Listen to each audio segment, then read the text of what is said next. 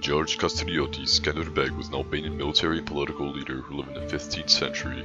Skanderbeg's military prowess would become legendary as in the span of 25 years he fought against the Ottoman Empire and was never defeated despite being heavily outnumbered. What made this even more impressive is that during this era, the Ottoman Empire wasn't the sick man of Europe, but instead was in its golden age under the rule of Mehmed the Conqueror. Skanderbeg's coalition, the League of Lech, and neighboring regions of Albania in the 15th century, according to liberal estimates, had a population of about 200,000 to 250,000 people, compared to the Ottoman Empire, which had a population of more than 7 million people.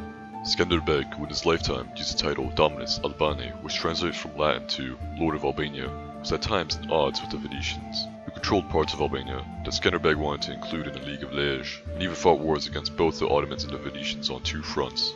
In 1460 to 1462, he led a campaign in southern Italy to support his ally Ferdinand of Naples against the Angevines and played a pivotal role in Ferdinand's victory. Skanderbeg died of malaria in 1468.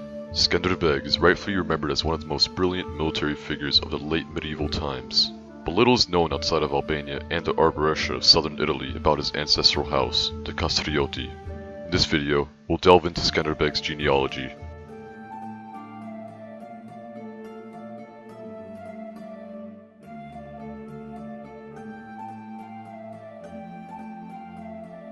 What we know today about the Kastrioti comes from archival documents of trade treaties and official correspondence, as well as genealogies written by their contemporaries. Many documents were published for the first time in the 19th century, and as usual, at that time some mistakes were made in the translations, which were later corrected. One such mistake was a misreading of a letter from 1368. Its translator, Karl Hopf, read the name of two different people, Branilo, Kefale, and Kastriot of Kanina, as one name and thought that the first Kastrioti, known by the name, was a Branilo Kastriot. This mistake was spotted by Konstantin Jurček, who correctly noted that in fact Branilo, Kefale, aka administrator, and Kastriot were two different people. Moreover, this Kastriot, who lived in southern Albania, was unrelated to the Kastrioti family who came from northern Albania. Which brings us to the name of Kastriot. It comes from the Latin term, castrum, meaning castle, and it dates back to the Roman Empire. The commanders of the local forts built in the era of Justinian in the 6th century AD in the Balkans in order to defend Roman lands against Avar Slavic raids. The name Kastriot is not unique among the Kastrioti within Albania. It's found in many variations across northern Albania but also in southern Albania, as the unrelated Kastriot shows. The name of the northern Albania Fis, translated sometimes as tribe or clan in English, Kastrati, has the same origin.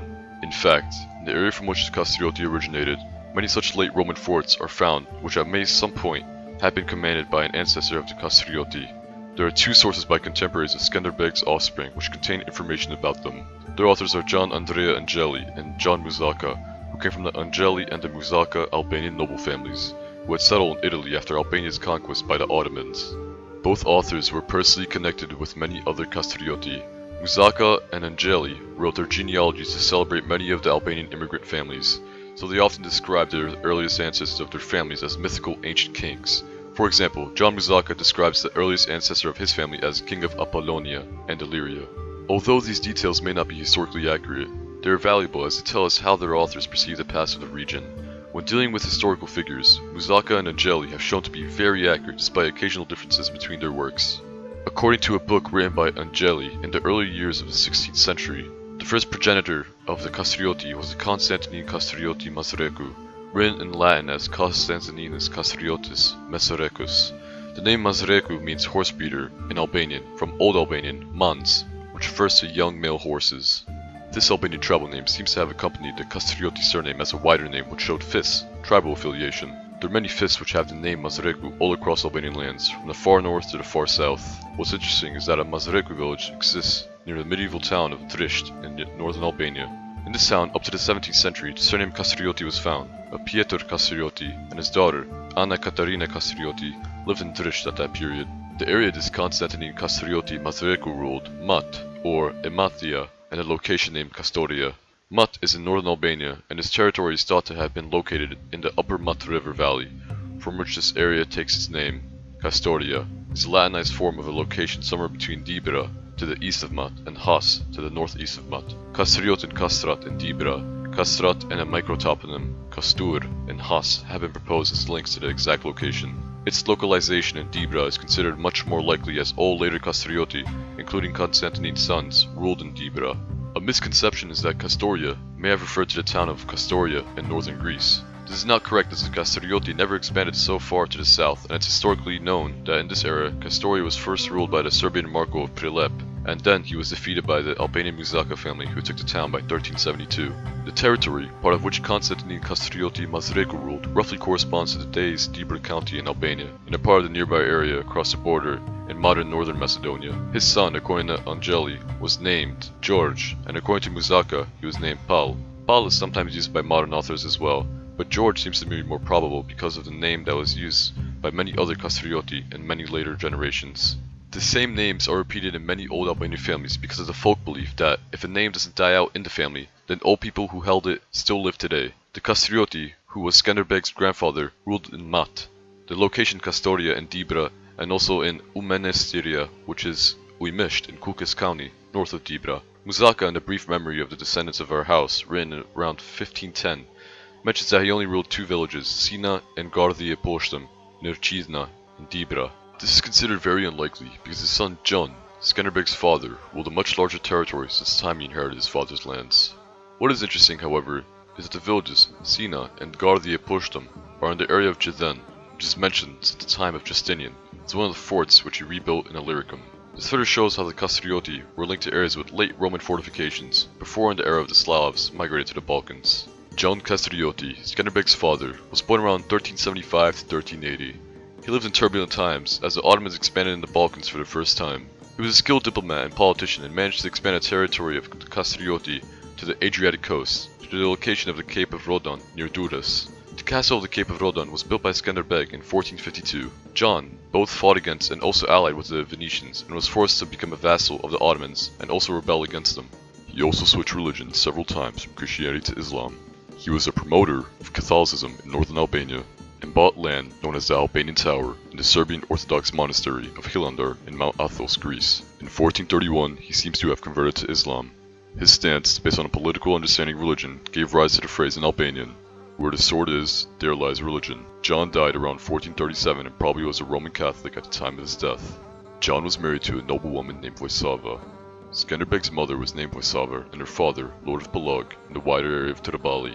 As Marin Baraletti writes, Skanderbeg's biographer, the reference to Trabali was copied in Muzaka's chronicle as her surname and created misconceptions that it was her surname. This had led to some disputes among South Slavic modern historians about her ethnic origin, because the term Trabali, a name of an ancient Thracian tribe, was sometimes used in the Middle Ages to refer to South Slavs, Bulgarians, and occasionally Serbs. But the area of Prologue, of which Voisava's father was a ruler, is the center of an Albanian settlement in the area to this day. The name Voisava itself is a South Slavic Orthodox name, but was popularly used among Albanians in the Middle Ages, so it should have been used in Prologue as well. In archival documents, we have no evidence or any information about the ethnicity of Voisava. There is, however, one clarifying piece of information which comes from a note which Muzaka's son, Constantinino, has added after the author's death. He identifies Voisava's father as a distant paternal relative of the Muzaka, whose name was Dominic, alias Momchin. This shows that he was one of the local Albanian noblemen linked patrilineally to the Muzaka, and indicates that he was first a Catholic, named Dominic, who later converted to one of the Greek Orthodox churches of the region, which used Old Church Slavonic in their liturgy, and hence he took the Slavic name Momchin. His conversion is further hinted by the fact that Constantino's note informs us that Dominic's first daughter held a usually Catholic name, Agnesa, while his second daughter, Voisava, a usually Slavic Orthodox one. John and Voisava had 9 children.